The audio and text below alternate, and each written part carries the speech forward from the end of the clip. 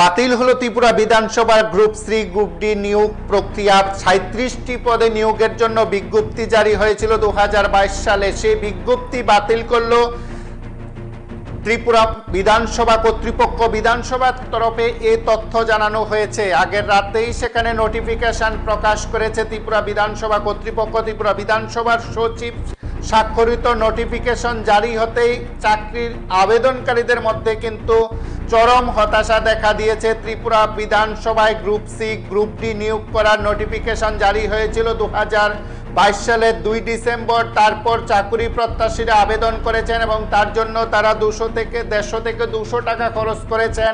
এই সময়ের মধ্যে 13 জুন স্বাক্ষরিত নোটিফিকেশনে জানিয়ে দেওয়া হয়েছে প্রশাসনিক সিদ্ধান্ত অনুসারে ত্রিপুরা বিধানসভায় গ্রুপ সি গ্রুপ ডির নিয়োগ প্রক্রিয়া সেখানে বাতিল করা হয়েছে এবং নিয়োগ সংক্রান্ত সমস্ত প্রক্রিয়া বাতিলের বিষয়টি আবারও নোটিফিকেশন জারি করে জানিয়ে দিয়েছে ত্রিপুরা বিধানসভা কর্তৃপক্ষ। ত্রিপুরা বিধানসভার সচিব বি মজুমদার স্বাক্ষরিত নোটিফিকেশন প্রকাশ হতেই কিন্তু চাকরি প্রত্যাশীদের মধ্যে কিন্তু হতাশা দেখা দিয়েছে। যারা চাকরির আবেদন করেছেন তারা হতাশ হয়ে পড়েছেন। 2022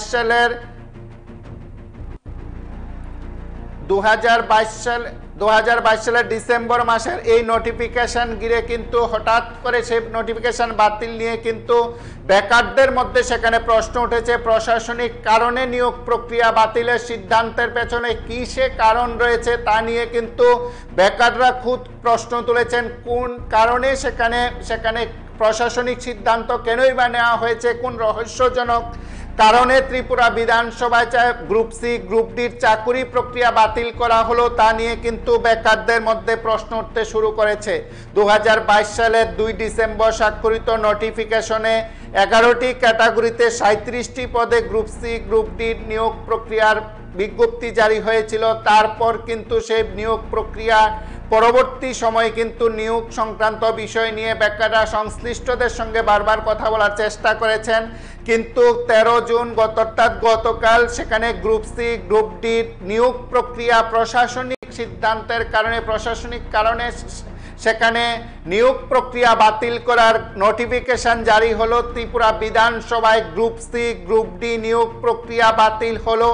গত 13 জুন সে নোটিফিকেশন জারি করে 2022 সালের 2 ডিসেম্বরের নোটিফিকেশন বাতিল করা হয়েছে। ত্রিপুরা বিধানসভার তরফে সচিব স্বাক্ষরিত নোটিফিকেশন জারি করে কিন্তু 2022 সালের 2 ডিসেম্বরে গ্রুপ সি গ্রুপ ডি নিয়োগ প্রক্রিয়া সেখানে বাতিল করা হয়।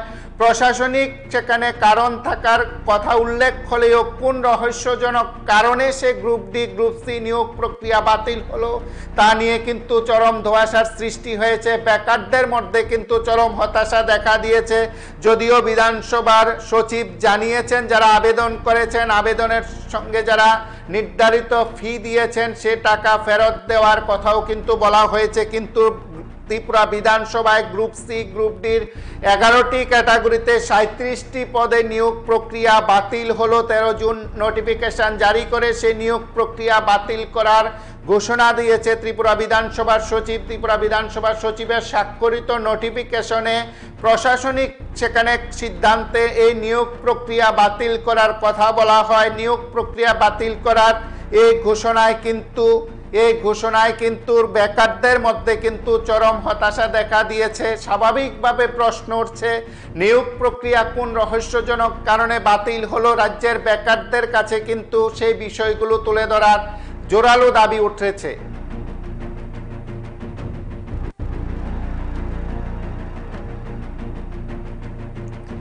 ত্রিপুরা বিধানসভায় গ্রুপ সি গ্রুপ ডির 11টি ক্যাটাগরিতে 37টি পদে নিয়োগ প্রক্রিয়া বাতিল করা হলো এবং এই নিয়োগ প্রক্রিয়া প্রশাসনিক সিদ্ধান্তে বাতিল করার নোটিফিকেশন জারি হতে উঠল প্রশ্ন, তাহলে কি ত্রিপুরা বিধানসভায় এই 11টি ক্যাটাগরিতে 37টি পদে কি আর নিয়োগ হবে না? এই নিয়োগ প্রক্রিয়া কি সম্পূর্ণরূপে বাতিল হলো?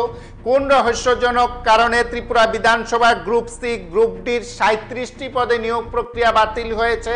বেকারদের মধ্যে কিন্তু চরম হতাশা দেখা দিয়েছে। তাহলে কি ত্রিপুরা বিধানসভায় গ্রুপ ডি গ্রুপ সির চাকরি পুরোপুরি সেখানে বন্ধ হয়ে যাবে, 37টি পদে কি আর নিয়োগ হবে না, সেই প্রশ্ন কিন্তু উঠতে শুরু করেছে। এবং আপনারা জানেন যে বিভিন্ন সময় বিভিন্ন নিয়োগ প্রক্রিয়ার নোটিফিকেশন জারি হওয়ার পর কিন্তু তার আগেও বেশ কয়েকটি ক্ষেত্রে সেই ধরনের সিদ্ধান্ত হয়েছিল, কিন্তু পরবর্তী সময় সিদ্ধান্ত জানানো হলেও ত্রিপুরা বিধানসভায় কিন্তু সেই নোটিফিকেশন জারি করা হয়েছে, যেখানে যারা আবেদন করেছেন, যারা আবেদনের ফি জমা দিয়েছেন তাদের ফি ফেরত দেওয়ার কথা যেখানে বলা হচ্ছে। তাহলে কি এই নিয়োগ প্রক্রিয়া সম্পূর্ণরূপে বন্ধ করে দেওয়া হবে, নিয়োগ প্রক্রিয়া কি সম্পূর্ণরূপে বাতিল করা হয়েছে কিনা, সেই প্রশ্ন কিন্তু বেকাররা তুলতে শুরু করেছেন। কোন প্রশাসনিক কারণে নিয়োগ প্রক্রিয়া বাতিল হলো বিধানসভার গ্রুপ সি গ্রুপ ডির 37টি পদে, সে কথা কিন্তু জানতে চাই রাজ্যের বেকাররা।